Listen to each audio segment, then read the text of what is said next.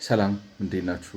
እንግዲህ ከዚህ በፊት የምትከታተሉኝ ሰዎች እንደምታውቁት አንድ ህገ ክራሲ በሚል በጻፍኩት መጽሐፍ መሰረት ለኢትዮጵያ የሚሻለውና የሚበጀው የፖለቲካ ርዕዮት ሊበራል ዲሞክራሲ ወይም የነፃነት ዲሞክራሲ የሚባለው የፖለቲካ ርዕዮት ነው። ምክንያቱም በፖለቲካ ሳይንሱም ሆነ በኢኮኖሚ ሳይንሱ መነጽር ስናየው በሀገር ደረጃ በኢትዮጵያ ውስጥ የተሻለ ብሔራዊ መግባባትና መረጋጋትን ማረጋገጥ የሚችለው እንደ ፖለቲካ ሳይንሱ ትንታኔ የነፃነት ዲሞክራሲ ነው። እንደዛውም ደግሞ በኢኮኖሚ ሳይንሱ መሰረት ኢኮኖሚው ሰርቶ የተፈለገውን ውጤት ማምጣት እንዲችል ማድረግ የሚችለው ያ ነው። ምክንያቱም ሰዎች እንደ ሰው በማህበረሰብ ውስጥ እርስ በርስ ተስማምተው መኖርም የሚችሉት እንደገናም ደግሞ በተፈጥሮ የታደሉትን የተለያየ ኢኮኖሚያዊ ችሎታ ስራ ላይ አውለው ንብረት አፍርተው ሌሎቹን ጠቅመው ራሳቸውን እየጠቀሙ መኖር የሚችሉት ህይወታቸው፣ ንብረታቸውና ነፃነታቸው በተከበረበት ምህዳር ውስጥ ነው ስለሆነ ማለት ነው። እንደዛ ስለሆነ በሀገር ደረጃ ለኢትዮጵያም ለነገሩ ለማንኛውም ሀገር ለገባውና ተግባር ላይ ሊያውለው ለቻለው ለማንኛውም ሀገር የተሻለ ማህበራዊ መግባባት ሊፈጥርለት የሚችለው እንደገናም ደግሞ የተሻለ ማለት እምቅ ኢኮኖሚያዊ አቅሙን ሊያወጣለት የሚችለው ይሄ አሰራር ነው ወይም ይሄ በዚህ መልኩ ሀገራችን ስትዋቀርና ስትደራጅ ነው የሚል ነገር ብያለሁ። እና ነገር ግን ከኢኮኖሚው አንጻር ማለት አሁን እያወራሁበት ያለው ጉዳይ ከኢኮኖሚው አንጻር ስለሆነ ከኢኮኖሚው አንጻር በዚህ ጉዳይ ላይ ለማውራት ስንመጣ የሀገራችን ልዩ ሁኔታ አለ እና የሀገራችን ልዩ ሁኔታ ምንድን ነው? በሀገራችን እንግዲህ ማለት ኢትዮጵያ ረጅም ታሪክ ያላት ሀገር ነች። የ2000 ዓመት ገደማ ታሪክ ያላት ሀገር ነች። ነገር ግን ከዚህ ከ2000 ዓመት ውስጥ ትርጉም ባለው መልኩ ዘመናዊነት የተሞከረው ባለፈው 100 ዓመት ነው። ያም ማለት እንግዲህ ከአፄ ኃይለሥላሴ ጀምሮ እስካሁን ባለው ጊዜ ውስጥ ኢትዮጵያ ማለት ዘመናዊነትን ድሮም ስትፈልገው ነበር። ማለት አሁን ሄዳችሁ ብታነቡ እነ ዘርዓ ያዕቆብ፣ እነ ንጉስ ዳዊት፣ እነ ንጉስ እስክንድር ምናምን እያላችሁ ብታዩ ሁሉም ማለት ጋፋት ራሱ ብታዩ የአፄ ቴዎድሮስ ሙከራ ኢትዮጵያን ሞደርናይዝ የማድረግ ጥረት ነው ነው የዛ አካል ነው።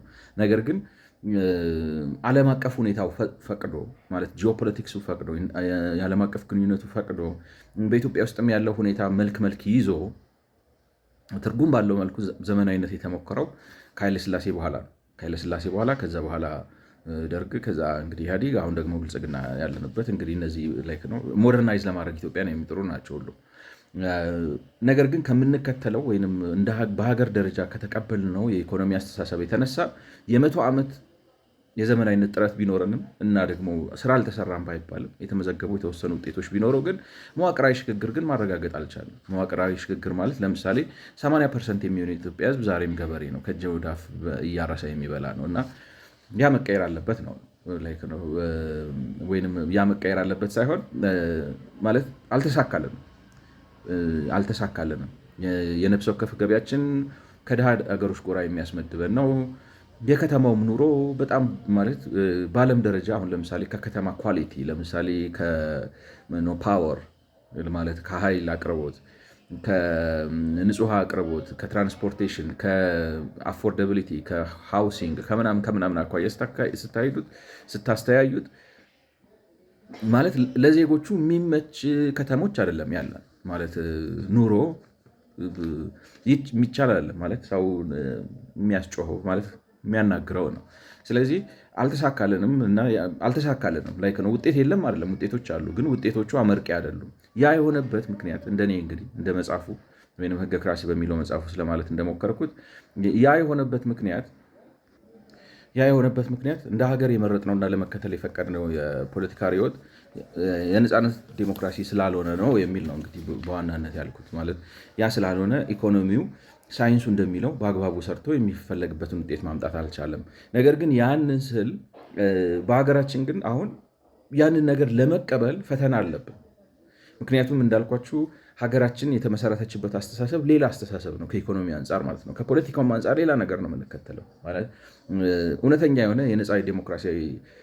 የነፃነት ዲሞክራሲን ስርዓት ማስፈን አልፈለግንም፣ አናምንበትም፣ አልተቀበልነውም። ሊቃኖቻችን ማለት በሀገር ደረጃ ሊቃኖቻችን ይህንን እንደ አማራጭ እንደ ትክክለኛ አሰራር አልተቀበሉም። በፖለቲካው መስክ አልተቀበሉም፣ በኢኮኖሚው መስክ አልተቀበሉም። ስለዚህ የሚከተሉት ሌላ አለ ማለት ነው። እና ያ ምንድን ነው ብላችሁ እንግዲህ ቆፈር አድርጋችሁ ገብታችሁ ስታዩ አንዱ እንግዲህ በጣም በሀገራችን ምሁራን ላይ በሊቃኖቹም ላይ መወሰን አቅም ባላቸው ሰዎች ላይ ተጽዕኖ ያደረገው የግራ ዘመሙ የፖለቲካል ኢኮኖሚ አስተሳሰብ ነው። እሱም የካርል ማርክስ አስተሳሰብ ነው። ግን ለማሳየት እንደሞከርኩት ከዚህ በፊት በነበሩት ቪዲዮዎች ካርል ማርክስ ማለት ካፒታሊዝምን ይተቻል። አንዳንዱ የሚያቀርባቸው ትችቶች ቦታ አላቸው።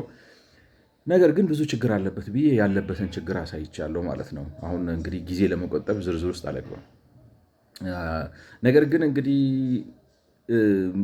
ማርክሲዝም አሁን የሞተና የተሸነፈ ቢመስልም ማለት ሌላ የምንመርጠው በማርክሲዝም ስለምናምን ነው።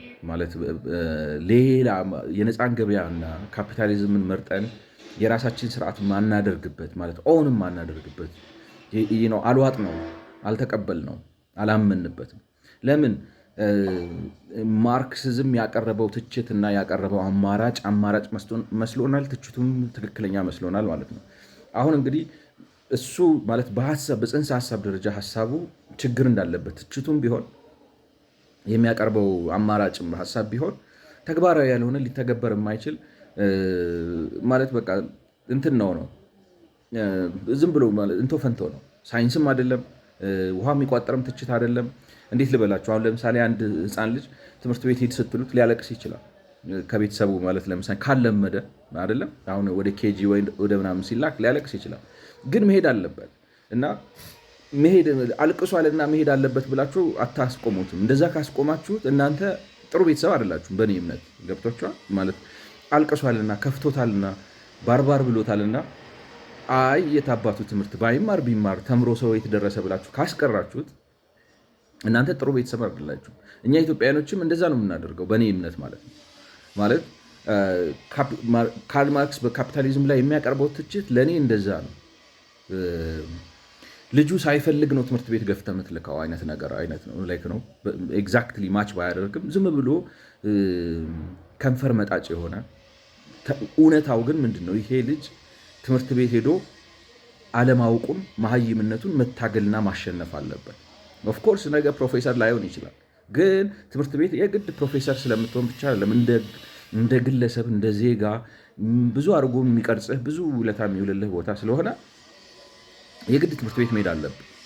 ቢከፋህ መሄድ ባትፈልግም ምናምን ባትልም ትክክለኛ ቤተሰብ ለልጁ የሚያስብ ቤተሰብ ልጁን አሳምኖም ሆነ ለምኖም ሆነ ካልሆነም ኮስተር ብሎም ሆነ ካልሆነም ትንሽ ባርጩሜ ቸብቸብ አድርጎም ቢሆን ትምህርት ቤት መውሰድ አለበት አይደለ? ስለዚህ ልክ እንደዛው በሀገር ደረጃ ነው እውነታን መጋፈጥ አለብን። ካርል ማርክስ ግን የሚያደርገን ምንድን ነው? እውነታን እንዳንጋፈጥ በሀዘኔታ ልባችንን ልባችንን ያቧቧል ማለት እንድንቧቧ ያደረገናል። አማርኛው እንድንቧቧ ያደረገን እና መራመድ እንዳንችል መሄድ እንዳንችል አድርጎ ያስቀረናልና እሱ ነው ችግሩ ብዬ እንግዲህ የማርክስን ነገር አሳየው። ነገር ግን ውስጣችን ስለሆነ ማለት ስሪታችን እሱ ነው። የኢንተሌክቹዋል የብሔራዊ ኢንተሌክቹዋል ውቅራችን ያ ስለሆነ እሱ እንግዲህ ማርክሲዝም ሌኒኒዝም ከደርግ ጋር እንግዲህ አብሮ ሲወድቅና ሲጠፋ በኢትዮጵያን ብቻ ሳይሆን በዓለም አቀፍ ደረጃ ሲጠፋ የልማታዊ መንግስትን አስተሳሰብ አመጣ እና እንግዲህ ሰምታችኋል። ብዙ ማለት ያው እንግዲህ ኢትዮጵያ ውስጥ የኖረ ሰው ስለ ልማታዊ መንግስት ያልሰማ ይኖራል ብዬ አላስብም። በተለይ ሚዲያ የሚከታተልና ትንሽ ፊደል የቆጠረ ሰው ከሆነ ስለ ልማታዊ መንግስት በጣም ሰምተናልና ማርክሲዝሙን እንግዲህ ከጽንሰ ሀሳብ ደረጃ እንዳልሆነ ስናሳይ ደግሞ ሌላ ደግሞ ማለት መንግስት መር የሆነ ካፒታሊዝም እናመጣለን የሚል የልማታዊ መንግስት አስተሳሰብ በዋናነት በአቶ መለስ ሲቀነቀን ነበር እና አሁን እያደረኩ ያለሁት ደግሞ ምንድን ነው? ልማታዊ መንግስት በተለይ ደግሞ አቶ መለስ ራሳቸው አቶ መለስና የእሳቸው ጓደኞች ልማታዊ መንግስት ብለው የሚቀበሉት መንግስት አስተሳሰብ በባህሪው ችግር ላይክ ነው። ዋናውን ራሱ የተረዳው አይደለም። ማለት ምንድነው እንግዲህ ልማታዊ መንግስት ሀሳቡን ስታዩት ይሄ ፍልስፍና ከ1950 በኋላ ነው እንደመጣ የሚነገር ማለት ሀሳቡ ራሱ ከ1950 በኋላ ማለት ትላንትና ነው የመጣው ሀሳቡ። ስለዚህ እንትን የለውም ነው የምላችሁ ማለት ነው። የሆነ ፊሎዞፊካል ኢዲዮሎጂካል ምናምን የሆነ ጠለቅ ያለ ቤዝ የለውም።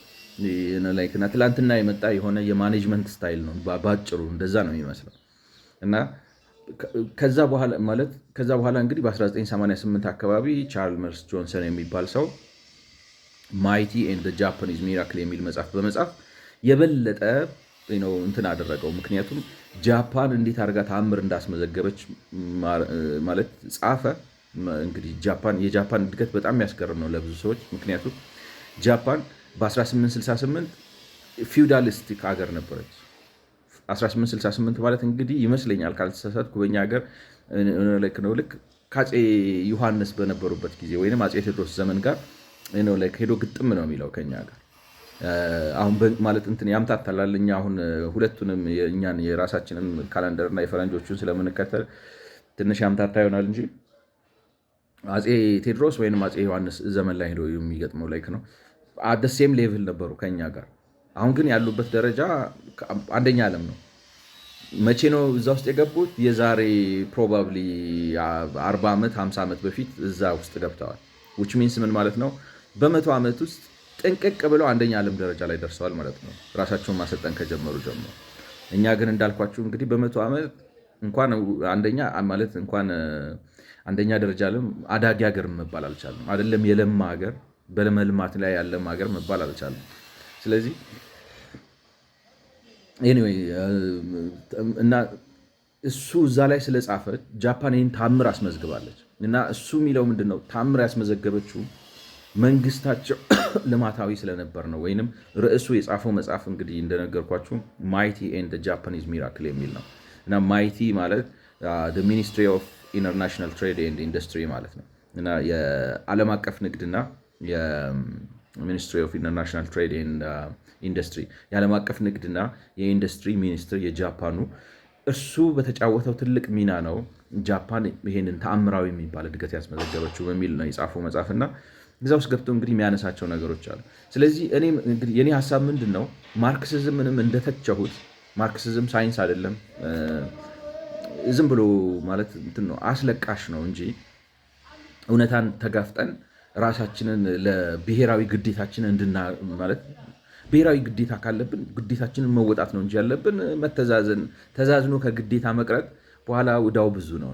እና ማርክሲዝም ዝም ብሎ እያቧቧ እንትን እያለ አንጀት እየበላ ሰው ቁጭ የሚያደርግ ነው ብዬ ነው እንግዲህ ሞራለስ ማለት እንደዚህ ብዬ ቃል በቃል ባለለው ስትጨምቁት እንደዛ ነው የሚሆነው። ምክንያቱም ኤኒዌይ እንደዛ ነው የሚሆነው ስትጨምቁት ማለት ነው የሚሆነው። ግን ማርክሲዝምን ብቻ አይደለም በዛ መልኩ መተቸት ያለብን፣ ልማታዊ መንግስትንም ችግር አለበት ማለት የአቶ መለስ አሁን ልማታዊ መንግስት አረዳድ ሲጀምር ከዛ አሁን ቻርልስ ጆንሰን ከሚለው ልማታዊ መንግስት አረዳድ በዋናነት የተለየ ነው በባህሪ። ስለዚህ መጀመሪያ የአቶ መለስን ትችት ለመተቸት የአቶ መለስን የልማታዊ መንግስት አረዳድ ለመተቸት መጀመሪያ የልማታዊ መንግስትና የጃፓንን እድገት እንረዳ እና ከዛ በኋላ ይሄ እንዴት ከኔ ሀሳብ ጋር እንደሚሄድ ላሳይ። ከዛ በኋላ መጨረሻ ላይ መጥቼ የአቶ መለስን ክፍተት አሳያለሁ፣ ችግሩን አሳያለሁ ነው አሁን እያደረግኩ ያለሁት ነገር ማለት ነው። እንግዲህ በዛ ሀሳብ ስለ ጃፓን ስል ያልኩት ነገር ምንድን ነው? ጃፓኖች ማለት ስለ ጃፓን ታሪክ አጠር ያለ ነገር አስቀመጥኩ ማለት ጃፓኖች እንደኛው ፊውዳል ሀገር ነበሩ። ፊውዳልን ብቻ ሳይሆን ከፖርቹጋሎች ጋር በነበራቸው ሰጣ ገባ ምክንያት ድንበራቸውን ዘግተው ማንንም አናስገባም ብለው ማለት ንጉሳዊ ስርዓት አላቸው፣ ኢምፐረር አላቸው። ከኢምፐረሩ ሾገን የሚሉት እንግዲህ ከሁሉ በሀገሪቱ ውስጥ ካሉት ራሶች በሙሉ በጦር ኃይሉ ጠንካራውና ሌሎቹን በሙሉ ያስገበረው ማለት ሾገን የሚባለው። ከሱ በታች እነዚህ ዳይሚዮስ የሚሏቸው አሉ። ልክ እንደኛ እንዴት ልበላችሁ እንግዲህ አሁን በድሮ በኢትዮጵያ የንጉሳዊ ስርዓት ራስ ነው አይደለም ከፍተኛው ባለስልጣን። ከዛ ከራሱ ስር ደጃዝማች ይኖራል። ከደጃዝማቹ ስር እንግዲህ ማለት ራስ ይኖራል ነው። ራስ ይኖራል። ከራስ ስር ደጃዝማች፣ ከደጃዝማች ስር ፊት አውራሪ፣ ግራዝማች፣ ይቅርታ ፊት አውራሪ፣ ግራዝማች፣ ቀኝ አዝማች፣ ከዛ ደግሞ የደጀኑም አለ አንድ ስም ረሳሁት። እና እንደዚህ አይነት ተዋረድ አለ የስልጣን እና እነሱም ጋር ተመሳሳይ ስልጣን አላቸው። እና በዋናነት እንደዚህ ምንድነው ሾገን የሚባሉት ሌሎቹን ዳይሚዮስ የሚባሉትን አስገብረው ሌሎቹን ራሶች በሙሉ አስገብረው ንጉሱን ዝም ብለው ለክብር ብቻ ያስቀምጡትና ይገዛሉ ማለት ነው። እንደዚህ አይነት አገዛዝ ለብዙ ዓመት ለ200 ለ300 ዓመት ሲያካሂዱ ቆዩ። በኋላ ላይ ግን አሜሪካኖቹ መጥተው በግድ የንግድ ውል አስፈረሟቸው። የንግድ ውል ያስፈረሟቸው ምንድነው እንግዲህ በጣም ዘመናዊ የጦር መሳሪያ መርከብ እና ከመርከብ ላይ መድፍ የሚተኩስ በብረት የሚሄድ በንፋስ ሳይሆን የሚገፋው በኢንጂን የሚሄድ ምናምን መርከብ በስቲም የሚሰራ መርከብ ይዘው መጡ በ1853 ዓ ም እና ጃፓኖቹ ይህን ሲያዩ ተዋግተው ማሸነፍ እንደማይችሉ ገብቷቸዋል። ስለዚህ እሺ ብለው ፈረሙ እና እንግዲህ ወደብ አክሰስ ሰጡ ምናምን የራሱ ታሪክ አለው። ነገር ግን ማለት እንግዲህ ሪፎርሜሽን ማካሄድ አለብናል በሀገራችን። ምክንያቱም የምታስታውሱ ከሆነ ስለ እንትን ሳወራ ስለ ተግባራዊ ፖለቲካ ፍኖተ እሳቤ ወይም ፓራዳይም ኦፍ ሪል ፖለቲክስ ሳወራ እንዳልኩት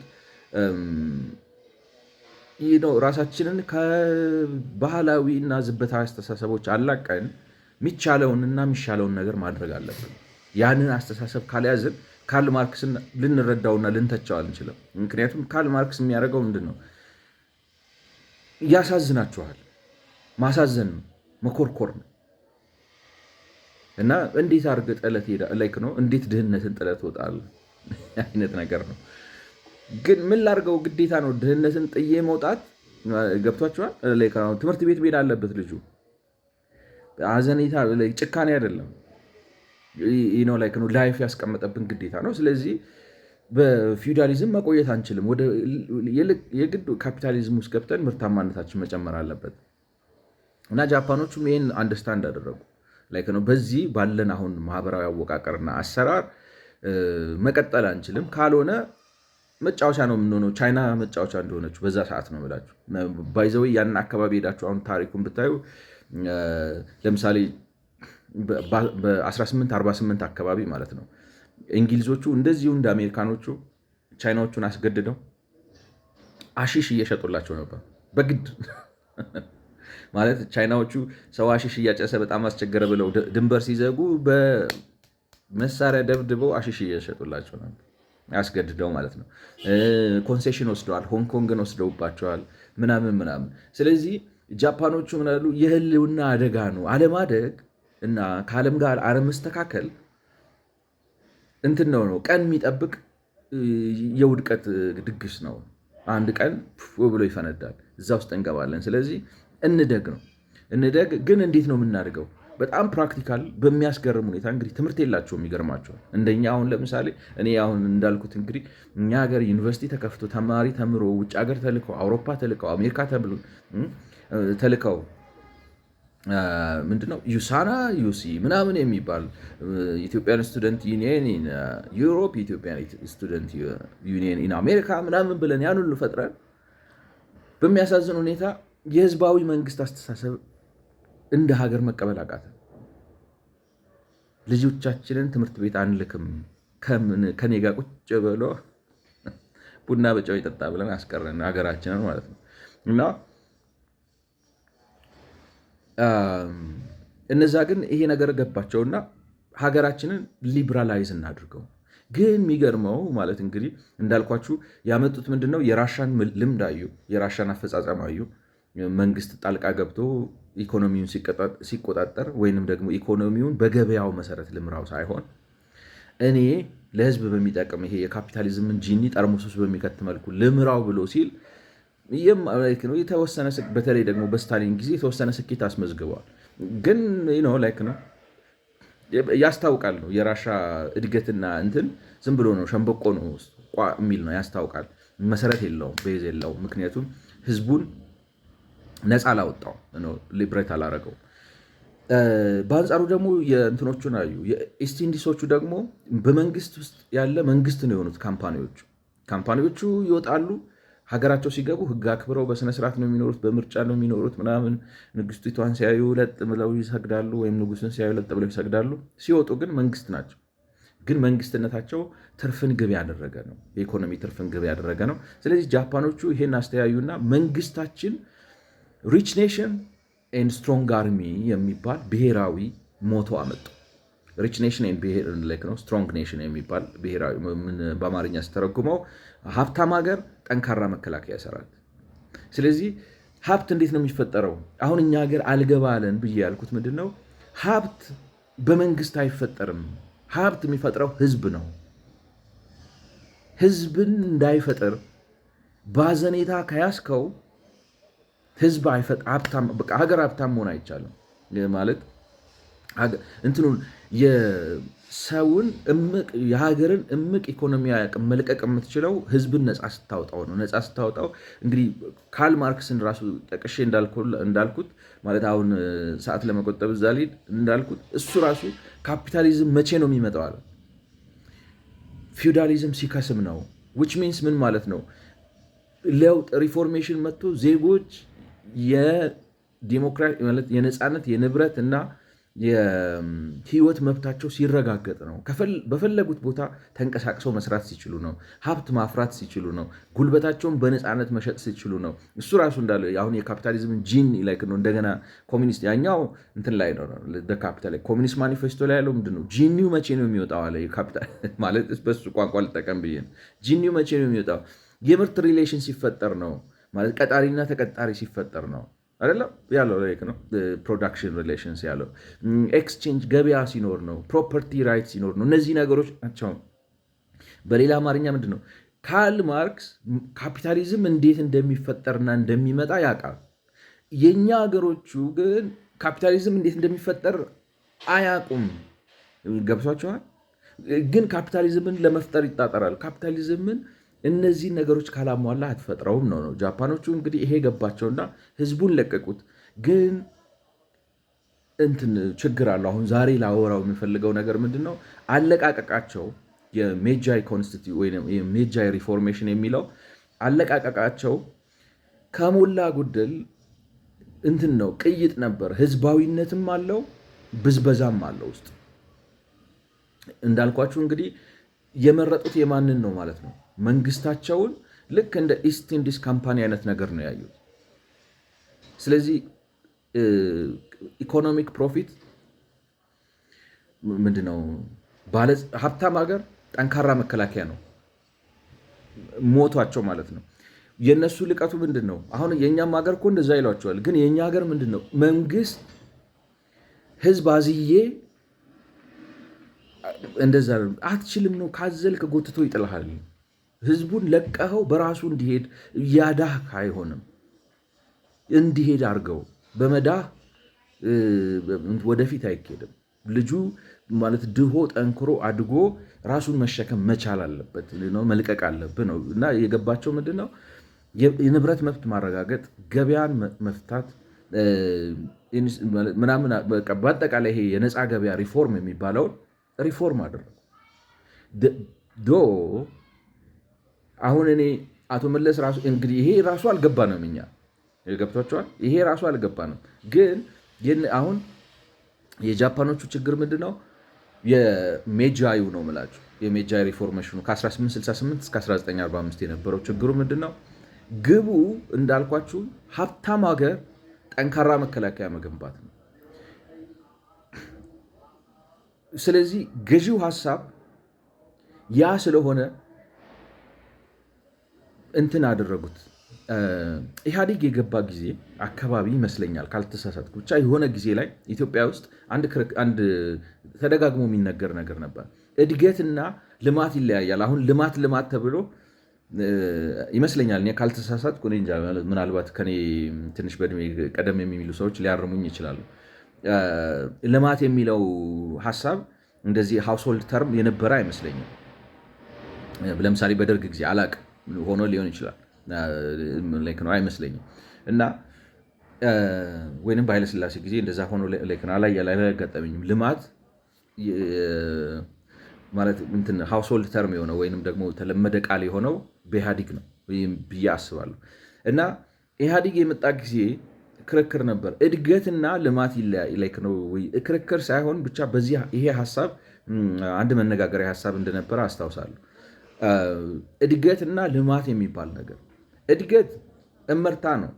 ልማት ግን ሁለንተናዊ ነው። ሰውን ማካተት አለበት። ሰውን ከድህነት ማንሳት አለበት። ለምሳሌ ዝም ብሎ መንገድ መገንባት አይደለም። ዝም ብሎ ከተማ ማብለጭለጭ አይደለም። ዝም ብሎ ምርታማነትን መጨመር አይደለም። ተደራሽ ማለት አሁን አቶ መለስ እንግዲህ ስለሱ ስለማወራ ደጋግሜ ላይ ነው። ልማት ምንድነው እንትኑ ፍትሐዊ መሆን አለበት፣ ፈጣን መሆን አለበት ነው። ፈጣንና ፍትሐዊ ነው እና ምንድነው ነው።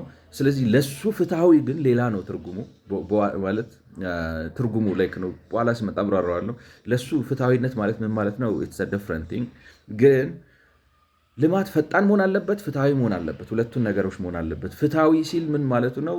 መድረስ አለበት ሰው ጋር ነው። ወይንም አሁን ለምሳሌ ኢትዮጵያ ውስጥ እንዳልኳችሁ ወይንም ናይጄሪያ እንውሰድና ነዳጅ አላችሁ፣ በጣም ነዳጅ ያወጣሉ፣ ነዳጅ ይሸጣሉ። ግን ነው የነዳጁ ኢንካም ወደ ልማት አልተለወጠም ነው። አሁን ለምሳሌ ኢትዮጵያ ለምሳሌ አሁን ትንሽ የምትከታተሉ ከሆነ አቶ መለስን ምናምን የምትሰሟቸው ከሆነ አሁን በኢኮኖሚክስ የደሽ ዲዚዝ የሚባል እና ይሄ የደሽ ዲዚዝ ምንድን ነው? ሆላንድ ውስጥ በ1970 አካባቢ የተፈጥሮ ጋዝ በከፍተኛ ደረጃ ዲስከቨር አደረጉ እና ያን የተፈጥሮ ጋዝ ኤክስፖርት ማድረግ ጀመሩ እና በጣም ትርፋማ አደረጋቸው። በጣም ትርፋማ ሲያደርጋቸው ማለት ሀብታም ሆኑ። እንትናቸው ከረንሲያቸው በጣም ጠነከረ ማለት እንትናቸው ትሬድ ባላንሳቸው ከፍ ስላለ ማለት ከሚያስገቡ ይልቅ የሚያስወጡት ስለበለጠ ከረንሲያቸው በጣም ጠነከረ። ከረንሲያቸው ሲጠነክር የውስጥ የሌሎቹ ኢንዱስትሪዎች ማደግ አቃታቸው። ምክንያቱም ኤክስፖርት ማድረግ አይችሉም። ለዶሜስቲክ ማርኬት ብቻ ነው የሚያመርቱት። ሀብታም ሀገር ግን ነው ኢኮኖሚያቸውን አስሮ ያመጣው ነገር ሆነ ማለት ነው። አሉታዊ ተጽዕኖ ኢኮኖሚያቸው ላይ አስከተለ። ኢንዱስትሪያላይዜሽኑ ምናምን ማደግ እንዳይችል አደረገ። ምክንያቱም ከረንሲያቸውን አጠነከረው። ለምሳሌ አንዱ ችግር ከረንሲያቸው ሲጠነክር ታመርታላችሁ፣ ግን የምታመርቱት ምርት በዓለም አቀፍ ደረጃ ተወዳዳሪ ሆኖ መሸጥ አይችልም። ምክንያቱም ብራችሁ ጠንካራ ስለሆነ መናያችሁ ጠንካራ ስለሆነ ከእናንተ ኢምፖርት ለማድረግ ለሌላ ሀገር ውድ ይሆንበታል ማለት ነው። ስለዚህ ይከብደዋል። ያ ደግሞ ሲሆን የውስጥ ሌሎች ኢንዱስትሪዎችን ብዙ ኤክስፖርት ኢንዱስትሪዎቻቸውን ይመታባቸዋል ማለት ነው። እና ልማት ማለት እንደዚህ የሆነ አንድ እጅ ብቻ ማደግ ወይንም ደግሞ አንድ የህብረተሰብን ክፍል ብቻ መጥቀም ሳይሆን ሁለንተናዊ መሆን አለበት ማለት የህብረተሰቡን የኑሮ ደረጃ በነፍስ ወከፍ ደረጃ ማሻሻል አለበት ልማት የሚባለው። እድገት ግን አንዳንድ ጊዜ እንዳልኳቸው አሁን የተፈጥሮ ጋዝ ዲስከቨር በማድረግ በጣም ሀብታም መሆን ማለት እድገት ብዙ ማስመዝገብ ይቻላል። ምክንያቱም አኑዋሊ ብዙ ኤክስፖርት ታደርጋላችሁ፣ ምርት መጨመር ትችላላችሁ፣ ገንዘብ ይገባል። ያ ማለት ግን ነው ኢኮኖሚያችሁ ጤናማ ሆኖ ህዝባችሁ የተመቻቸ ኑሮ ሆኖ የሰለጠነ ሀገር የተማረ ሀገር ምናምን ትሆናላችሁ ማለት አይደለም። ለምን? ኢኮኖሚክስ ዳይናሚክስ ስላለው። ለምሳሌ አሁን የኢትዮጵያ ብር አሁን ለምሳሌ ስንት ነው ያለው? 125፣ 130፣ 140፣ 150 ወሬቨር ነው አንድ ዶላር። ግን አንድ ብር እና አንድ ዶላር እኩል ቢሆኑ ኢትዮጵያ ትጎዳለች እንጂ አትጠቀምም። ለምን? ገና ማለት በጣም ብዙ አንሊሽ የሚደረግ ብዙ መሰራት ያለበት ስራ እያለ ብራችን በጣም ጠንካራ በመሆኑ ኤክስፖርት ተወዳዳሪ ሆነን ኤክስፖርት ማድረግ አንችልም። ነው እድገት ሊመዘገብ ይችላል በሆነ መስኩ። ያ እድገት ግን ሁለንተናዊ ሆኖ ሄልዲ ካልሆነ ከጥቅሙ ጉዳቱ ይበዛል ማለት ነው። እና ልማትና እድገት የሚባለው ነገር ልዩነት አለው እና ኢኮኖሚ ሲታቀድ ወይንም ደግሞ ለምሳሌ አሁን እኔ ነፃ ገበያ ነው የሚሻለው ለኢትዮጵያ የምልበት አንዱ ምክንያት ምንድን ነው? እድገት ብቻ አይደለም። ኢች ፐርሰን ኢንዲቪጁዋሊ ወደ ተሻለ ነው የህይወት ደረጃ ላይ የሚያመጣው ያ ነው። አሁን በኢትዮጵያ የአቶ መለስ የልማታዊ መንግስት አስተሳሰብ ችግሩ ለሳቸው አሁን እንዳልኳችሁ ፍትሐዊነት ገበሬውን የመሬቱ ባለቤት አድርጎ ማቆየት ነው እንጂ ፍትሐዊነት ኑሮውን ማሻሻል የከተማውን ሰው ኑሮ ማሻሻል አይደለም የእሳቸው ፍትሐዊነት ግንዛቤ። ስለዚህ ገበሬው ከእጅ ወደ አፍ እያደረሰ ምናምን አይዲዮሎጂካል ነገር ነው እንጂ ሪሊ ምን ይሻለዋል ሳይሆን እንደ ሀገር ምን ይሻለናል በሚል ነገር አይደለም። ገበሬው መሬቱን ይዞ የመሬቱ ባለቤት ሆኖ እዛው ተቀምጦ በልቶ ጠጥቶ እየለበሰ እንዲኖር ነው እንጂ እንደ ሀገር መዋቅራዊ ሽግግር እንድናደርግ ኢኮኖሚያችን ኢንዱስትሪያላይዝ እንዲያደርግ ሰርቪስ ኢንዱስትሪዎቻችን እንዲጠናከሩና በዛ እሳቤ አይደለም ያቶ መለስ የፍትሐዊነት እሳቤ። እኔ አሁን ፍትሐዊ ስል ምንድን ነው ሰው ላይፉ ይቀየራል። ኢኮኖሚው አንደኛ ስትራክቸሩ ይቀየራል። ይህንን ላይክ ነው ግብርና። አሁን ለምሳሌ ግብርና 80% ነው አለም ኢትዮጵያ ውስጥ ህዝቡ የሚያሳትፈው። ኢንዱስትሪው ስንት ሰው ያሳትፋል አላቅም። በጣም ጥቂት ሰው ነው የሚያሳትፈው ይመስለኛል። ላይክ ነው በፖፕሌሽን ዋይዝ ስንት ሰው ኢምፕሎይ አድርጓል ብትሉ አሁን ግብርና ወደ 12 ሚሊዮን ነው ምናምን ሰው ኢምፕሎይ አድርጓል። ያው እንግዲህ በዛ ስር ብዙ ቤተሰብ ኖሮ ማለት ነው። ኢንዱስትሪ ላይ ብትመጡ እንጂ 1 ሚሊዮን 2 ሚሊዮን ከዛ የቀረው በአብዛኛው ሰርቪስ ነው። አሁን ለምሳሌ እንትኑን ስታዩት ኮንስትራክሽን እና ሰርቪስ ነው ኢትዮጵያ ውስጥ በጣም ብዙ እድገት የሚያመጣው ማለት ነው። ማኒፋክቸሪንግ እንኳን ላይክ ነው። አሁን ደግሞ ማይኒንግ ብለው ይሞክራሉ በየቦታው። የኃይለማርያም ግርኝት ነው መሰለኝ ጠቅላይ ሂዱና ወርቅ ቆፍሩ ብለው እና ፍትሐዊ መሆን አለበት ነው እድገት ባጭሩ። ጃፓኖቹ ግን ኦብጀክቲቫቸው ብሔራዊ ማለት ነው ሞቷቸው ህዝባችን ማለት ነው እንደ ሀገር እንትን አይደለም። እንዴት ልበላችሁ፣ በእኔ እምነት ኤክስፕሎይቴቲቭ ነው። የራሳቸውን ህዝብ እንትን አድርጎ ደረጃ አድርጎ ወደሚቀጥለው ደረጃ የተሻገረ ነው። ምክንያቱም ግባቸው ምን ነበረ? ጠንካራ ሀገር ሲሉ በሀገር ደረጃ ለምሳሌ ኤክስፖርት ተወዳዳሪ ሆነው ኤክስፖርት ማድረግ እና በዛም ብዙ ገንዘብ ማግኘት እና ደግሞ በዛም ደግሞ ኢንዱስትሪያል ካፓሲቲያቸውን ማጠንከር እና ጠንካራ ባህር ኃይል በራሳቸው መርከብ ሰርተው ባህር ኃይል ለመመስረት፣ አየር ኃይል በራሳቸው አውሮፕላን ሰርተው አየር ኃይል ለመመስረት ነው። ሰልፍ ሰፊሽንት የሆነ ሀብታም ከመሆኑ የተነሳ መሳሪያውንም አውሮፕላኑንም ታንኩንም ሁሉንም ነገር ራሱ የሚያመርት እንዲሁን ነው እሳቤው። ላይክ ነው ታርጌታቸው፣ ግባቸው እሱ ነበር። ስለዚህ እድገት ነው ግባቸው እንጂ ልማት አልነበረም። ማለት ሊብራል ያደረጉት ነፃ ያደረጉት ኢኮኖሚክ ሳይንሱ ስለገባ ማለት ወይንም ስለተመከሩና አንደርስታንድ ስላደረጉ ነው እንጂ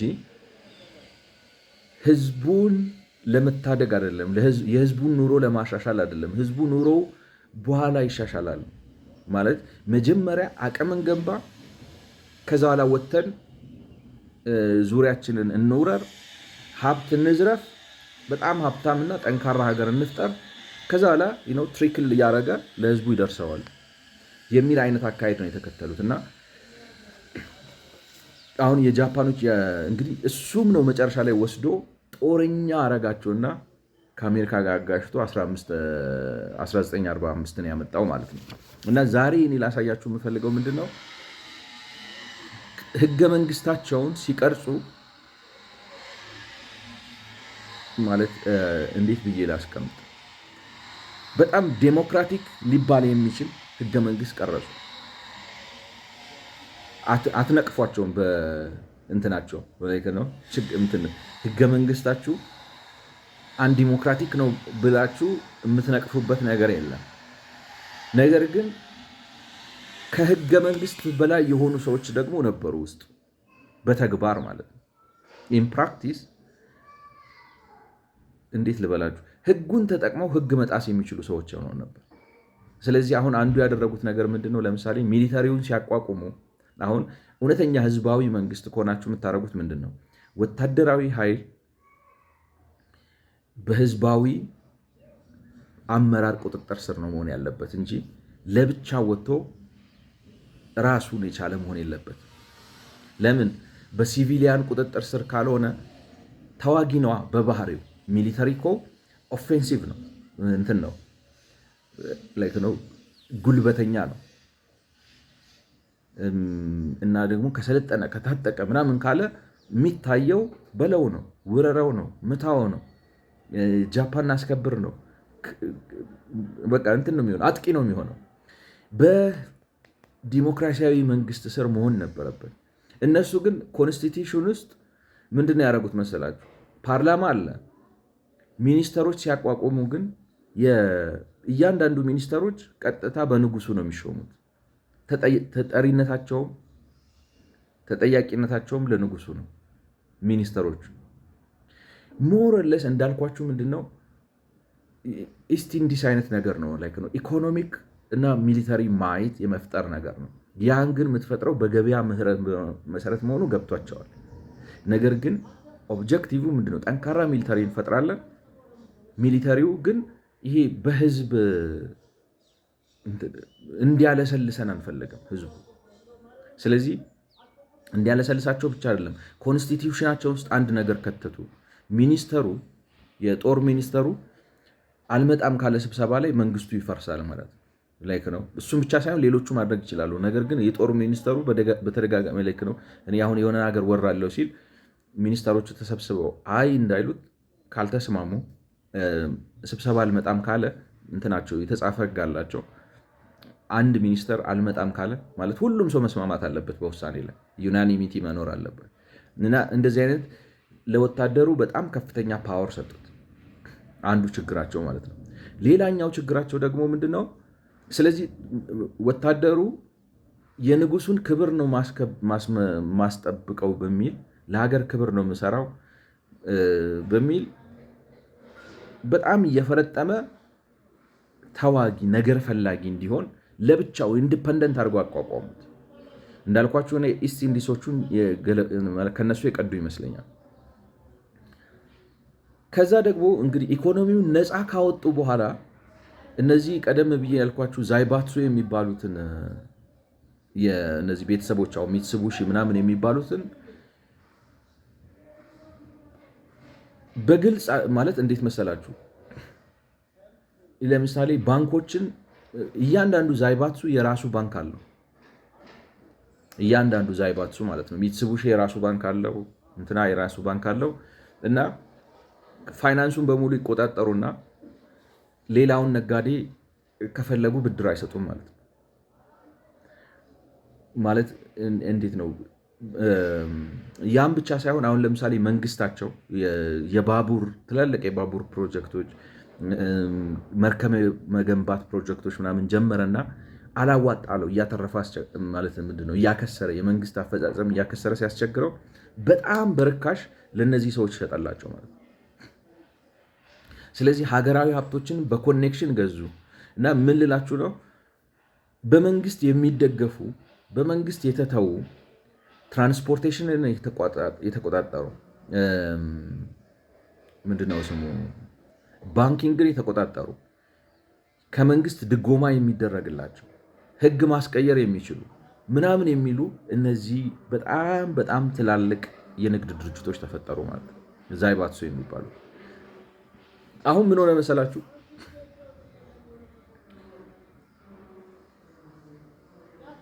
ማርኬት ሌድ ነው ነገሩ። ገብቷችኋል? የሜጃይን ራሱን ነው የምላችሁ፣ የእንትኑ አይደለም። እሱ በኋላ የተሻሻለው ሌላ ነው። የሜጃዩ ራሱ ማርኬት ሌድ ነው። ግን ሞኖፖሊ ባጭሩ ሞኖፖሊ ፈቀዱ እና ሞኖፖሊ ፈቀዱ ማለት ደግሞ ወይንም ኮንግሎሜሬትስ ናቸው እንግዲህ እነዚህ አሁን ዛይባትሱ የሚባሉት ማለት ነው። ብዙ ንግድ ድርጅቶችን ሰብስበው በአንድ ላይ የሚይዙ ናቸው። ነገር ግን በጣም ስልጣን አላቸው ከመንግስት ጋር እንዳልኳችሁ። ለምሳሌ ግብር ይተውላቸዋል። የማይደረግላቸው ነገር የለም ማለት በቃ ስኬታማ እንዲሆኑ፣ ውጤታማ እንዲሆኑ፣ ትርፋማ እንዲሆኑ ብዙ ይፈቀድላቸዋል ማለት ነው። ለምን? የሀገሪቱን ሀብት ማለት በቃ ሀብት እንዲፈጥሩ ነው የተፈለገው። ሀብት እንዲፈጥሩ ለምን? ያ ሀብት ወታደሩን እንዲያጠናክር እንዳልኳቸው ግባቸው ሀብታም ሀገር ጠንካራ መከላከያ ሰራዊት፣ ሪች ኔሽን ስትሮንግ ሚሊተሪ፣ እነዚህ ነገሮች ለማሳካት ነው በቃ ትልቁ ስራቸው። ስለዚህ ምን አረጉ መሰላችሁ? ነፃ ገበያ ነው፣ ዲሞክራሲ ነው፣ በህገ መንግስት ደረጃ እንቅስቃሴም አለ፣ ፓርቲዎችም አሉ፣ የንብረት ባለቤትነት መብትም ተረጋግጧል፣ መስራትም ይቻላል፣ መንቀሳቀስም ይቻላል። ነገር ግን እንትን የሚዳላላቸው የጦር ሰራዊትና የንግድ ማህበራት ፈጠሩ ማለት ነው። እነዚህ ሰባቱ ዛይባትሶችንና ዲፌንሱን ማለት ነው። ስለዚህ ምን ሆነ መሰላችሁ?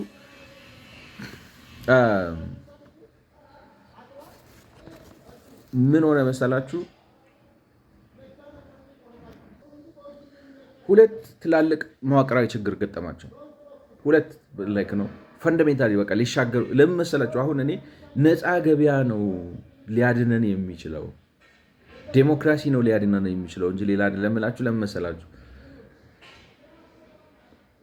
እንትን አሰናክሎ የሚጥለንን ነገር የሚያነሳልን እሱ ነው። እንደ ህዝብ ህግ ስላላስከበሩ ማለት እንዳልኳቸው አሁን ለምሳሌ ሚኒስተሮቹን ለየብቻ ኢንዲፔንደንት አድርገው አቅም ስለነሷቸው፣ ፓርላማ ቢኖርም ፓርላማውን አቅም ስለነሱት፣ ዲሞክራሲ ቢያረጋግጡም ህዝብ ዲሞክራሲውን ተጠቅሞ ስልጣን የሚይዝበትን መንገድ ስላዳከሙት፣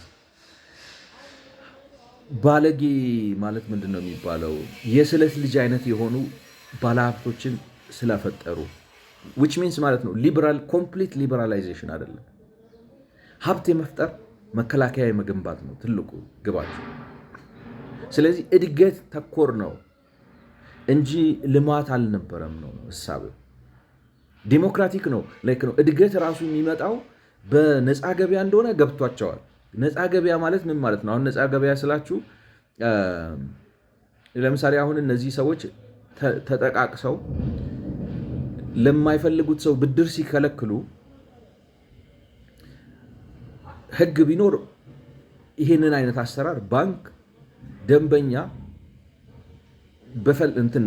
ደንበኛን መቆጣጠር አለበት። ባንኩ ኖሮ አይደለም፣ ሬጉሌሽን ያስፈልገዋል። ማርኬቱ ሬጉሌትድ መሆን አለበት። ባንክ ዘመዴ ነው፣ የአክስቴ ልጅ ነው፣ የአጎቴ ልጅ ነው፣ እንትን ቋንቋ ተናጋሪ የእኛ ሰፈር ልጅ ነው ምናምን ብሎ ብድር የሚሰጥና የሚከለክል ከሆነ መንግስት መጥቶ በኩርኩም ማለት አለበት።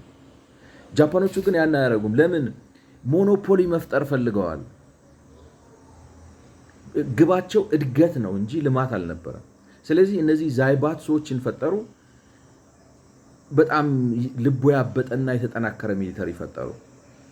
ከዛ በኋላ ምን ተፈጠረ መሰላችሁ? እነዚህ ዛይባት ሰዎቹ ኮሪያን ከቻይና መቀማት ፈለጉ።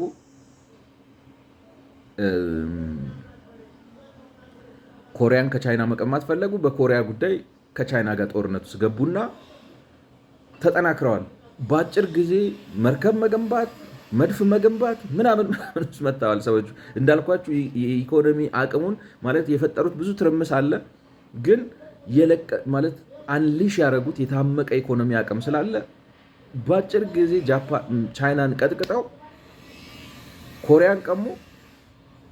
ኮሪያን መቀማት ብቻ ሳይሆን ታይዋንንም ቀሙ ከቻይና። ከራሻ ደግሞ ማንቹሪያ የሚባለው የቻይና ግዛት ውስጥ እዛ ውስጥ ማለት ቦታው በጣም ሰፊ ነው። ብታዩት በጣም ሰፊ ነው። እርሻ መሬት አለበት፣ ማዕድን አለበት፣ ምናምን አለበት። ሄደው ነገር ፈልገው ራሻን አሸንፈው ቦታውን ከራሻ ቀሙ።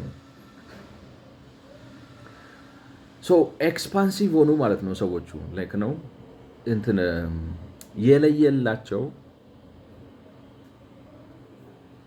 ኢምፔሪያሊስት ሆኑ። ልክ እንዳልኳቸው አሁን ሀገራቸውን የዲሞክራሲ መልክ ያለው ኢስት ኢንዲስ አይነት ካምፓኒ አድርገው ነው የፈጠሩት። ስለዚህ ሚሊተሪው ደግሞ እነዚህን ነገር አሁን ቻይናን ሄዶ ሲያሸንፍና ኮሪያን ሲቀማ፣ ታይዋንን ሲቀማ፣ እንደገና ደግሞ ራሻን አሸንፎ በ1894 ነው በ1904 እንደዚህ አካባቢ ያው በ1904 መሰለኝ ካልተሳሳትኩ ከራሻ ማንቹሪያን ቀምቶ በዛ አካባቢ ቢዝነሶቹን እነዚህ ዛይባስቱ የሚባሉትን አስገባቸው ማለት ነው። ማለት ማዕድን ቁፋሮ በሉት፣ እቃ ማስተላለፍ በሉት፣ እነዚህ ንግዶች ውስጥ ነው። ስለዚህ ሚሊተሪውና የንግድ ተቋሙ ተሳሰሩ ማለት ነው። ዲሞክራሲ ማለት አሁን ግን ይሄ አንደኛ ጦረኛ አረጋቸው። ገብቷቸዋል። ጦረኝነት ውስጥ ከተታቸው። ርህራሄ የሚያውቁ ሰዎች አይደሉም ማለት በጣም ጨካኝ ወታደሮች ናቸው የሚባል ጦረኛ አረጋቸው። ለምን ህዝብ ማለት አሁን የመከላከያ ሀሳቡ ምንድን ነው? ስሙ ራሱ እንደሚለው ዲፌንስ አይደለም ነው። በህዝብ ስር ሆኖ ጀስት ዋርስ ለማድረግ ጠንካራ መከላከያ መገንባት ለፒስ ነው። ጠንካራ መከላከያ የምትገነቡት እንጂ ሌሎቹን ለመጨቆን አይደለም። ህዝባዊነቱን ግን ትክክለኛ ስላላደረጉትና ወታደሩን በህዝብ ስር በህዝብ አመራር ስር ስላላደረጉት እውነተኛ ዲሞክራሲ ስላልሆነ ተዋጊ ጦር ፈጠሩ። እና ደግሞ በጋብቻን ፈጠሩ በእነዚህ በዛይባትሶቹ እና በእንትኖቹ መካከል በሚሊተሪው መካከል። ስለዚህ እነዚህ ዛይባትሶቹ ጥይት ያመርታሉ፣ ታንክ ያመርታሉ፣ መርከብ ያመርታሉ። በዛ ብዙ ብር ይከፈላቸዋል፣ ሀብታም ሆኑ፣ እንደዛ አረጉ። ይሄንን ግን ሲያረጉ ምን አርገው መሰላቸው? ሌላው አንድ ትልቁ ችግራቸው ጥቃቅንና አነስተኛ ስሞል ኤንድ ሚዲየም ኢንተርፕራይዘስ የሚባሉ ማለት እንግዲህ አንድ ኢኮኖሚ ውስጥ በመዋቅር ደረጃ ማለት ነው ኢንዱስትሪያላይዝድ ሲሆን ጥቃቅን አነስተኛ እና እነዚህ ትልልቅ ካምፓኒዎች ናቸው የሚኖሩት። 3 ደረጃ ያላቸው። አሁን ለምሳሌ አሜሪካን ውስጥ እንትን ያወጡላቸው። ለምሳሌ 20 ሰው ብቻ የምትቀጥሩ ከሆነ ጥቃቅን ናችሁ ማለት ነው። ከ20 ሰው እስከ 100 ሰው ነው ምናምን፣ ዝም ብዬ ላይክ ነው ቁጥሩ ራፍሊ ነው፣ ልሳሳት እችላለሁ። ከ20 ሰው እስከ 100 ሰው የምትቀጥሩ ከሆነ ሚዲየም ናችሁ። ከዛ በላይ የምትቀጥሩ ከሆነ ላርጅ ኢንተርፕራይዝ ናቸው። እነዚህ ዛይባትሱ የሚባሉት እንዳልኳቸው አሁን ትራንስፖርቴሽን ይቆጣጠራሉ፣ በጣም ትልቅ ስለሆኑ የባህር ትራንስፖርቴሽን፣ የአየር ትራንስፖርቴሽን፣ የባቡር ትራንስፖርቴሽን የነሱ ነው፣ ኮንትሮል ያደርጋሉ። ባንክ የነሱ ነው። ኢምፖርት ኤክስፖርት ፈቃድ ላልፈለጉት ሰው ያስከለክላሉ። አገሪቱን ተቆጣጥረውታል። ስለዚህ ምን አረጓቸው መሰላችሁ? እነዚህ ጥቃቅንና አነስተኛ መካከለኛ ድርጅቶቹን የነሱ ተገዢ ያደረጓቸው እና ደግሞ ምን ያደርጋሉ ማለት አሁን ትልልቅ ድርጅቶች ብዙ ጊዜ ለምሳሌ አሁን ቶዮታ መኪናውን ሲሰራ ሁሉን ነገር ራሱ አይሰራም። ብዙ ከጥቃቅንና አነስተኛ ድርጅቶች የሚወስደው ነገር አለ። አምጥቶ ነው መጨረሻ ላይ አገጣጥሞ ቶዮታ ብሎ ማተም አድርጎ ያወጣዋል ማለት ነው። ነገር ግን እንትኑን ብሩን ስለሚቆጣጠር፣ ምክንያቱም ባንክ አለው፣ ትራንስፖርቴሽን ስለሚቆጣጠሩ፣ ንግድ ፈቃድ ስለሚቆጣጠሩ፣ ኢምፖርት ኤክስፖርት ምናምን ስለሚቆጣጠሩ እነዚህ ጥቃቅንና አነስተኛ ድርጅቶች ከነሱ ጋር የተሳሰሩትን በገበያ የተሳሰሩትን ያስገድዷቸዋል፣ ዋጋ ያስቀንሷቸዋል፣ የሰራተኛ ደሞዝ ያስቀንሷቸዋል። የገበያ መረባበሽ ሲመጣ ጣጣውን አምጥተው እነሱ ላይ ይጠላሉ ምናምን። ጥቃቅንና አነስተኛዎቹን በጣም ተጽዕኖ ያደረጉባቸው። ጥቃቅንና አነስተኛዎቹ ግን አንደኛ በጣም ብዙ ሰው የሚቀጥሩት እነሱ ናቸው። የሚገርመው እኔ ላይ ከናው ገብቷቸዋል። በጣም ብዙ ሰው የሚቀጥሩት እነሱ ናቸው። ጥቃቅንና አነስተኛ ብዙ ሰው የሚቀጥሩትን ብቻ ሳይሆን በሀገር ደረጃ ብዙ ኤክስፖርት የሚያደርጉት ከትልልቆቹ ካምፓኒዎች በላይ እነሱ ናቸው። እነዚህ ግን ገብቷቸዋል። አሁን የስትራክቸራል ቀውስ ፈጠሩ። ለምን? ግባቸው እድገት ስለሆነ ልማት ስላልነበረ እነዚህን ጥቃቅንና አነስተኛዎች ረግጠው በነሱ ብር ነው እነሱ ላይ የሚወጡት። አሁን ይህንን እንግዲህ ወስዳችሁ ላይክ ነው ከካርል ማርክስ ጋር እንዳታያይዙብኝ ነው አንዱ። ይሄ የመንግስት ማለት ስትራክቸራል ኮራፕሽን ነበረ ነው ባጭሩ። መዋቅራዊ የሆነ ሙስና ስለነበረ እነዚህ ዛይባትሶቹ ከመንግስት ጋር ኮኔክሽን ፈጥረው ህግ ያበላሻሉ በውድድር። አሁን ለምሳሌ ለነሱ የሚያቀርበውን ሰው ተወዳድሮ ሌላ ሰው ጋር እንዳያቀርብ ይከለክሉታል። ካቀረበ ብድር ይከለክላሉ፣ ፍቃድ ያሰርዛሉ። የተበደረው ብድር ካለ በአስቸኳይ ክፈል ምናምን ብለው ጫና ያደርጋሉ። የማያደርጉት ትርምስምስ የለም። ስለዚህ ሰራተኛ ደሞዝ ቀንስ ይሉታል፣ ክፍያ ያዘገዩበታል። እነሱ እንደተመቻቸው ማለት የነሱ ትርፋማነትን ማስጠበቅ ነው ስራቸው። መንግስትም ደግሞ እነሱን እንደ ስለት ልጅ አይቶ ይንከባከባቸዋል። ለምን? ይሄ ትልቁ ግቡ ማለት ነው በሀገሪቱ ተወዳዳሪ ኢንዱስትሪ ገንብቼ እና የጦር ኃይሎች ገንብቼ ሀገሬን እከላከላለሁ ነው። ግን ሀገርን መከላከል አልሆነም። መጨረሻ ላይ የሌቦችና የጦረኞች ህብረት ሆነ ሀገሩ። ግቡ ማለት ነው የሌቦችና የጦረኞች ህብረት ሆነ ማለት ነው ግቡ። ማለት ተለውጠዋል። አንድ እንድትረዱልኝ የምፈልገው ነገር ማለት ነው ተለውጠዋል። በጣም ትራንስፎርም አድርገዋል። እኛ ማለት ነው ከኛ ሀገር የሚሻሉት ምንድን ነው? ይሄን እንኳን ራሱ ይሄ የጦረኞችና የቦጥቧጮች ህብረት ለመፍጠር እንኳን በማርኬት ነው የሚሰራው። የግል ንብረት በተረጋገጠበት ፋይናንስ ባለበት ዲሞክራሲ በተረጋገጠበት ምናምን ምህዳር ነው ይሄን እንኳን ማምጣት የሚቻለው ማለት ነው። ነገር ግን ፉሊ ሊብራላይዝ ስላላረጉትና ማለት ለጥቂቶች የሚመች አረጉት ግን ገብቷቸዋል። ስለዚህ ዛይባትሱና ጠንካራ ሚሊተሪ ነው የፈጠሩት። ጠንካራ ሚሊተሪና ዛይባትሱ መፍጠራቸው ግን በሀገር ደረጃ ናሽናሊ ሲታይ ምርታማነት ገደለ።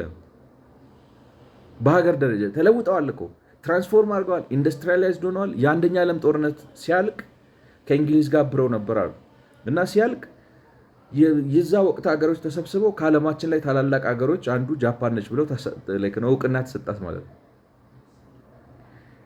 ትላንትና እንግዲህ 1918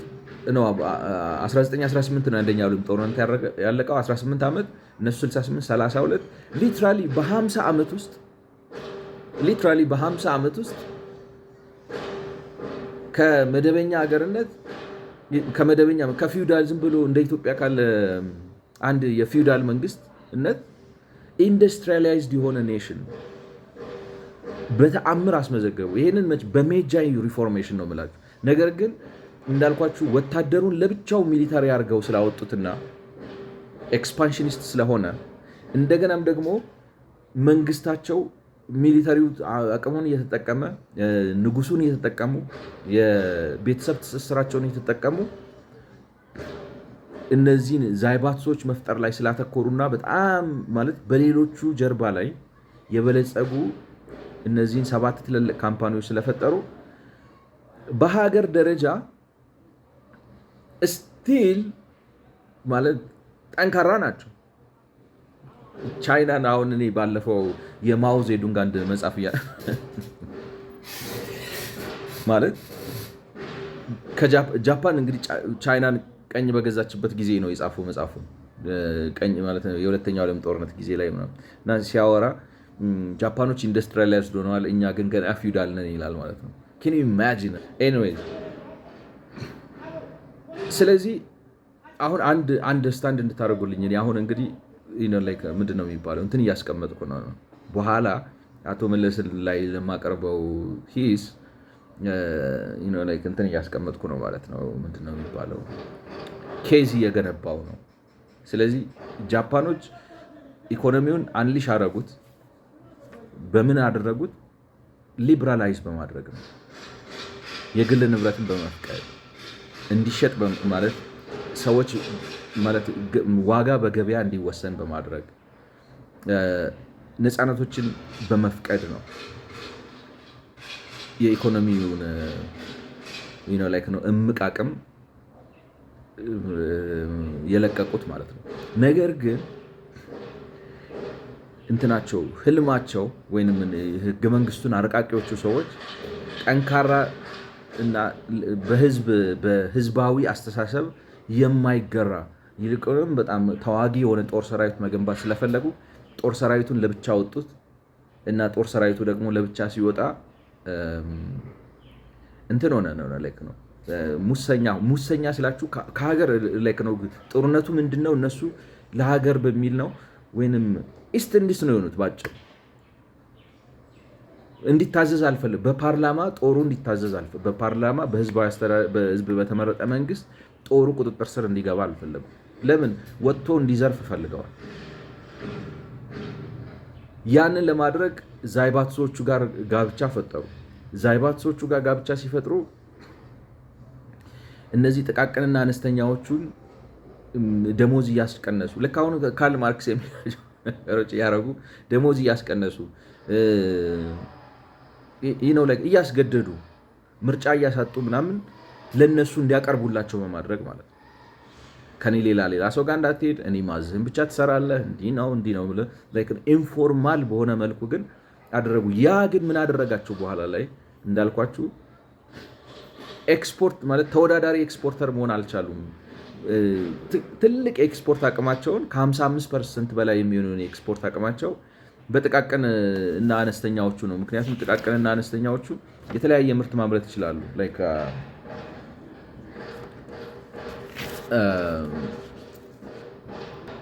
ጥቃቅንና አነስተኛዎቹ አሁን ብስክሌት ያመርታሉ ነው የሸክላ ስራ፣ እነዚህ በቀደም ያየናቸውን የታሸጉ ምግቦች፣ ልብሶች፣ ኮፍያ ምናምን እና ነገር ግን በነዚህ ነገር ጠቅላላ የኤክስፖርት ድምራቸው በጥቃቅን በድርጅት ደረጃ ትንሽ ቢሆንም በሀገር ደረጃ ሲታይ ትልቁን የኤክስፖርት ገቢ የሚገኘው ከጥቃቅንና አነስተኛ ነበር እና እንደ ሀገር ስቲል ቢጠናከሩም እና እድገታቸው ፈጣን ቢሆንም እውነተኛ ሊበራሊዝም ስላልሆነ ዋጋ አስከፈላቸው። ዋጋ ማስከፈልም ብቻ ሳይሆን ጦረኛ አደረጋቸው። በኋላ ላይ ከአሜሪካ ጋር አጋጭቶ እንግዲህ ናጋሳኪን እና ሂሮሺማን እስኪያመጣ ድረስ ማለት ነው። ስለዚህ ይሄንን ልበልና ልጨርስ ይሄንን ክፍል ማለት የጃፓኖቹ የልማታዊ መንግስት አስተሳሰብ ይሄ ነው። የኢኮኖሚ ነው የታሸገውን የታመቀውን የኢኮኖሚ አቅም አንሊሽ ማድረግ ነው በገበያ ማለት ነው። ነገር ግን ግባቸው ሀብታም ሀገርና ጠንካራ መከላከያ ሰራዊት ስለሆነ ሀብታም ሀገሩ ማለት ህዝባዊነት ጎደለው። ባጭሩ ህግ ማስከበር አልፈለጉም። ብድር ሲከለከል እሺ ብለው ዝም ይላሉ። በእኔ ትራንስፖርቴሽን ማጓጓዝ አትችልም ሲባል ማለት ቀጥታ አይሉትም ነው። በህግ እኮ ሰውየው ይከራከራል በፍርድ ቤት በምናምን ግን ምን ታደርጉታላችሁ? የሀገር ዋጋ ይጨምርባቸዋል ምናምን። መንግስት አሁን ማርኬቱን ሬጉሌት ማድረግ ነበረበት። ነፃ ገበያ ማለት ልቅ ገበያ ማለት አይደለም። ያ ደግሞ የሚሆነው መቼ ነው? ላይክ ነው ኮንስቲትዩሽናል ነው አሰራሩ። አሁን ማለት የጦር ሚኒስተሩን በጣም ኃይለኛ አድርገው ባልፈለገ ጊዜ መንግስት ማፍረስ የሚችል ከሆነ ማለት በመቅረት ማለት ነው። አሁን መንግስት የሚያፈርሰው በዱላ በድብድብ በምናምን አይደለም፣ በመቅረት ስብሰባ ላይ አልመጣም ካለ ህጋቸው ገብቷቸው ሆን ብለው ለዛ ፌቨር እንዲያደርግ አድርገው ነው የሰሩት። ስብሰባ አልመጣም ካለ ይፈርሳል። እና እንደዛ አድርገህ ካጠነከርከውና እሱ ደግሞ ከዛይባቶቹ ጋር ከተጋባና ይህ ነው ላይክ ነው እውነተኛ ዲሞክራሲ እንዳይሰፍን አድርገህ እድገት አመጡ፣ ልማት ግን አልሆነ።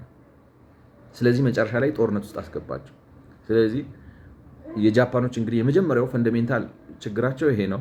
ከኛ የሚለየው ግን ገበያ የገባቸው ሰው ናቸው። ካፒታሊዝም አንደርስታንድ ያደረጉ ሰው ናቸው። ስትራክቸራል መዋቅራዊ የሆነ በህገ መንግስት የተደገፈ ሙስናን አስተዋወቁ እንጂ ገብቷቸዋል። ላይከሩ በግድ ላይከሩ ሽጉጥ ደቅነው እኮ አይደለም፣ ግን እቃ አትጭንም ይልሃል። ሌላ ጋር ሂጃ ያስጭናለሁ እንዳትል ሌላ ፋብሪካ ሌላ ትራንስፖርት ላይ ነው። ባቡሩ ወይ እሱ ነው ወይ ጓደኛው። ምን ታደርጋለህ? ገብቷቸዋል። እንደዚህ አድርገው የስለት ልዩ በቃ የሆኑ የሚያቀማጥሏቸውን እነዚህን ትልልቆች ካምፓኒ ፈጠሩና ካምፓኒዎቹ በእርግጥ ተጠናከሩ እንዳልኳችሁ ትራንስፎርም አደረጉት ሀገሩን። ግን ዞሮ አንድ ዲሞክራቲክ መሆን መጨረሻው ዷ ብሎ መፈንዳት ነው። እንደዛ ሆነ ነው እንግዲህ የጃፓንም ታሪክ ከዛ የተለየ አልሆነም። በሚቀጥለው እንግዲህ ይሄ ነገር እንዴት ከአሜሪካ ውስጥ ጦርነት ጋር እንዳስገባቸውና አሜሪካዎቹ መተው ያደርጉትን ማሻሻያ አቀርብና ከዛ በኋላ የተወሰኑ ፖይንቶችን ካይንድ ኦፍ ቡክ ሪቪው ከቻርልስ ጆንሰን ላይ አድርጌ ዜና ወደ አቶ መለስ እመጣለሁ። ስለሰማችሁ አመሰግናለሁ። መልካም ጊዜ